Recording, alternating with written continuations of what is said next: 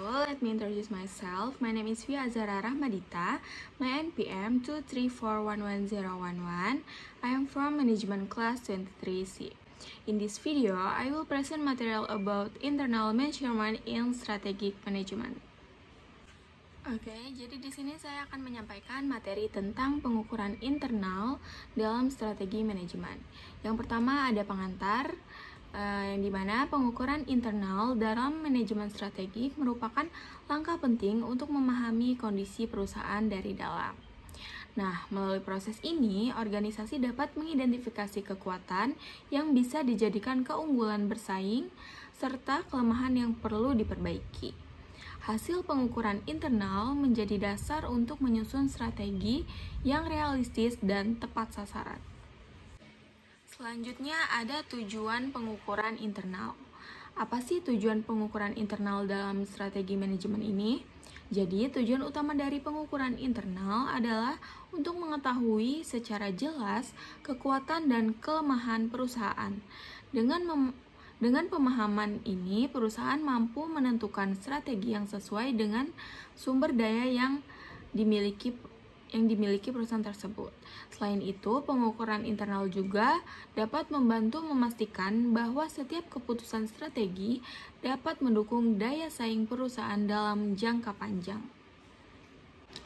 Selanjutnya, pengukuran internal dalam manajemen strategi ini ada aspek yang diukur. Jadi, analisis internal ini biasanya mencakup berbagai fungsi utama dalam organisasi, dari sistem manajemen. Pengukuran dilakukan pada struktur organisasi, budaya kerja, dan kepemimpinannya. Pada bidang pemasaran, perusahaan perlu menilai citra merek, strategi harga, distribusi, serta kemampuan promosi. Keuangan juga menjadi aspek penting. Kenapa? Dengan memperhatikan profitabilitas, efisiensi biaya, dan struktur modal, tidak kalah penting adalah operasi dan produksi yang dilihat dari kapasitas, efisiensi, dan kualitas hasil produksinya.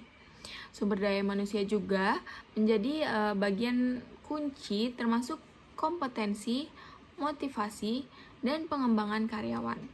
Selain itu, kemampuan inovasi juga penting serta penelitian dan pemanfaatan teknologi informasi menjadi indikator yang penting dalam pengukuran internal. Selanjutnya ada metode pengukuran. Di metode pengukuran ini terdapat berbagai metode yang dapat digunakan dalam pengukuran internal. Jadi salah satunya adalah analisis SWOT yang mengidentifikasi kekuatan dan kelemahan perusahaan. Value chain analysis dari Porter juga sering digunakan untuk melihat aktivitas utama dan pendukung yang menciptakan nilai.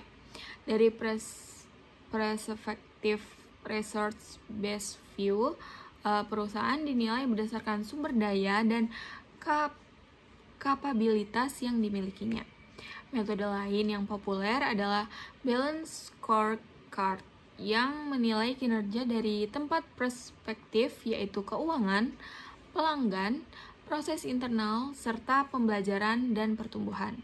Selain itu, benchmarking dan matriks evaluasi faktor internal juga digunakan untuk memberikan gambaran kuantitatif mengenai kondisi internal perusahaan. Selanjutnya ada langkah pengukuran. Proses pengukuran internal dilakukan melalui beberapa tahapan. Jadi yang pertama itu perusahaan harus mengidentifikasi faktor internal yang relevan. Selanjutnya setiap faktor diberi bobot sesuai tingkatan kepentingannya. Kemudian dilakukan penilaian terhadap kondisi perusahaan untuk masing-masing faktor tersebut. Lalu hasil penilaiannya dihitung untuk mendapatkan skor total. Langkah terakhir, kita menafsirkan hasil pengukuran tersebut agar dapat dijadikan dasar dalam pengambilan keputusan yang strategis. Jadi kesimpulannya, dari secara keseluruhan, pengukuran internal ini membantu perusahaan memahami kondisi internal secara mendalam. Dengan mengetahui kekuatan dan kelemahan yang ada, perusahaan dapat menyusun strategi yang lebih tepat, realistis, dan sesuai dengan kapabilitas yang dimilikinya. Hal ini pada akhirnya akan meningkatkan peluang keberhasilan dalam menghadapi pesaing bisnis. That's all the material I can convey in this video. Thank you so much for watching. Bye-bye.